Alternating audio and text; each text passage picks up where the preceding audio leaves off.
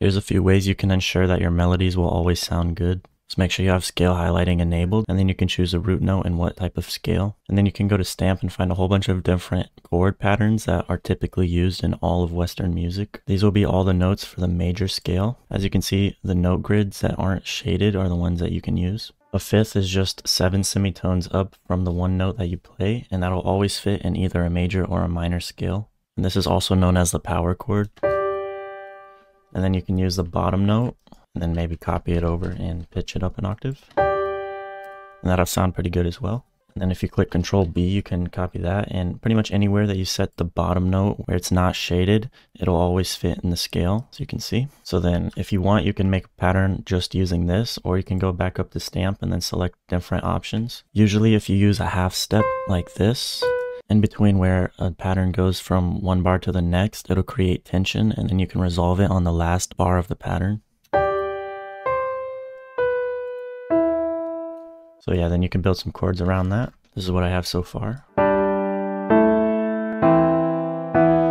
And this was the example I just said. And these are all using the perfect fifth. So 1, 2, 3, 4, 5, 6, 7, and then an octave up from the bottom one. So this is G, this is G, and then you can just change the middle notes.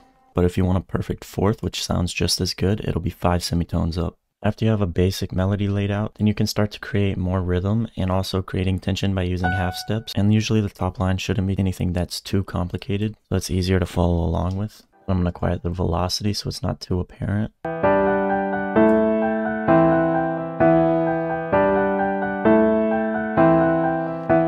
Then once you have something simple like this, you can start to take some of the notes from the chord pattern and then copy them and pitch them up or down an octave, and it'll make it so it takes up more frequency ranges. The bass notes will sometimes copy the root notes, but they don't always have to. And sometimes I like to copy the middle notes and then pitch them up an octave. Usually this works for minor scales to make it more sad.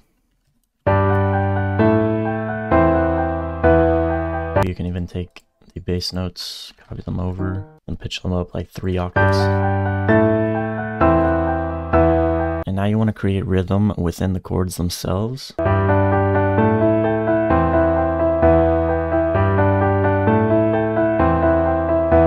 can also chop up the chords to have more rhythm.